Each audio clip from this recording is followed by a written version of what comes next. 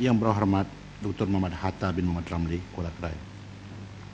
Assalamualaikum warahmatullahi wabarakatuh. Tan Sri Yang Bertuah, soalan nombor 2. Terima kasih. Terima kasih Tan Sri Yang Dipertua, terima kasih Yang Berhormat Kuala Kerai di atas soalan yang diajukan.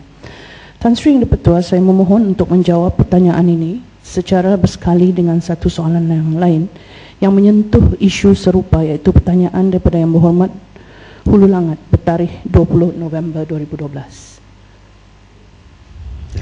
Tan Sri Yang Dipertua, Kementerian Kesihatan Malaysia sedia maklum tentang keperluan menunaikan ibadat oleh pesakit-pesakit Muslim di hospital. Justru itu, pihak kementerian bekerjasama dengan pihak JAKIM bagi menempatkan pegawai-pegawai hal ehwal agama di hospital-hospital kerajaan di bawah unit hal ehwal Islam Hospital. Setakat ini sejumlah 24 pegawai JAKIM telah ditempatkan di hospital-hospital Kementerian Kesihatan Malaysia seluruh negara.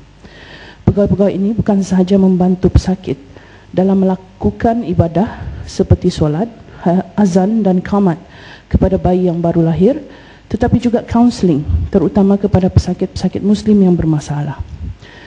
Kebanyakan hospital Kementerian Kesihatan Malaysia telah menerapkan konsep hospital mesra ibadah, di mana pesakit boleh melakukan ibadah dengan selesa semasa berada di ward sambil dibantu oleh kaki tangan hospital yang telah dilatih.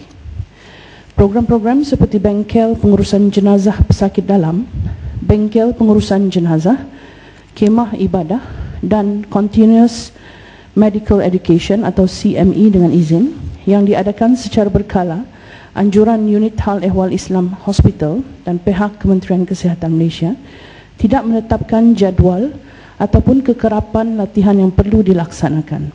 Program-program ini bertujuan untuk memberi kefahaman, melatih, memantapkan pengetahuan dan kesedaran kaki tangan hospital mengenai tata cara pengurusan ibadah pesakit, termasuk berwudu, tayamum dan solat ketika sakit. Terdapat juga buku panduan solat pesakit, poster berkenaan dengan kaifiat solat pesakit dan kit solat yang mengandungi botol spray untuk berwudu, debu tayamum dan bahan bacaan berbentuk Islam turut disediakan di ward untuk rujukan dan panduan kepada pesakit. Itu sahaja Tan Sri Yang Dipertua. Kuala Kerai. Terima kasih Tan Sri Yang Bertuah. Terima kasih Timbalan Menteri atas penjelasan yang saya rasa cukup menarik dan bertepatan dengan keperluan yang ada kepada pesakit di hari ini, kerana hospital kita merupakan tempat yang perlu melaksanakan program holistik selain daripada kita memberikan rawatan fizikal, penguatan mental dan juga spiritual, ya. Dan kita tahu bahawa rawatan holistik ini akan menambahkan lagi peluang sembuh yang lebih cepat dan lebih lengkap kepada pesakit kita.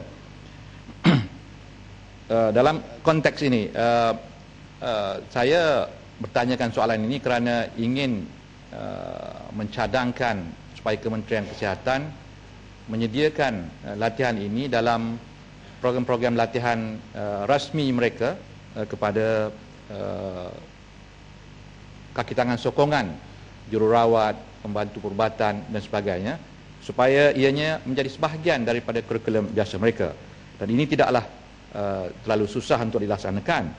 Soalan saya, Tan Sri, untuk keselesaan, ya, mengamalkan ibadah ini di hospital, saya sebenarnya tidak menghadkan soalan ini kepada pesakit Islam semata-mata, kerana mungkin pesakit-pesakit yang beragama lain pun mempunyai sensitiviti untuk melaksanakan urusan mereka, ya. Ya, tapi bagi kita tentulah keselesaan melakukan ibadah ini memerlukan satu ambient ataupun suasana fizikal yang tidak mengganggu keadaan di dalam wad tersebut. Jadi adakah kementerian, Tan Sri, bercadang dalam membangunkan fasiliti yang baru, hospital ke atau pusat-pusat pemulihan ke, akan mengambil kira keperluan beribadah ini dalam pembinaan baru ataupun pengubahsuaian, ya, supaya tidak menimbulkan sebarang gangguan terhadap perkhidmatan di dalam wad itu ataupun kepada pesakit-pesakit yang lain. Sebelum saya duduk, nak tanya Menteri macam mana kedudukan Hospital Kuala Kerai. Terima kasih.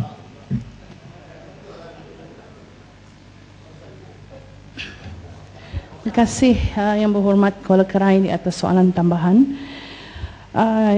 Pertamanya saya ingin menjawab dari segi penyediaan program-program latihan rasmi oleh kementerian. Untuk pengetahuan Yang Berhormat, bahawasanya pegawai hal ehwal agama Islam ini juga, ya, yang ditempatkan di hospital-hospital dengan kerjasama Jabatan Hal Ehwal Agama Islam negeri-negeri, sebenarnya dan sudah tentu disokong serta dibantu oleh kementerian. Mereka ini yang menganjurkan kursus dan latihan secara berkala Yang Berhormat, ya. Dari segi kekerapan adalah menjadi satu amalan kepada pegawai hal ehwal agama Islam ini untuk melaksanakan kursus yang melibatkan semua bidang-bidang disiplin di hospital sebulan sekali, dan disiplin-disiplin tertentu dalam sekurang-kurangnya sekali dalam rotasi, ya, pelaksanaan program-program ataupun kursus seperti yang dinyatakan. Dan kursus serta latihan secara berkala juga dilaksanakan, ya, kepada staf-staf hospital bagi membantu mereka membuat penerangan kepada pesakit bagaimana melakukan ibadah. Dan terdapat juga kursus-kursus anjuran badan NGO Yang Berhormat dan pengurusan masjid, ya, tentang ibadah bagi pesakit yang dihadiri oleh anggota-anggota hospital ini, anggota-anggota sokongan hospital. Dan sekiranya anggota hospital ini mempunyai masalah atau kesukaran, ya, mereka boleh merujuk kepada pegawai yang bertugas ini, ya, terutama sekali dari hal ehwal fatwa dan sebagainya.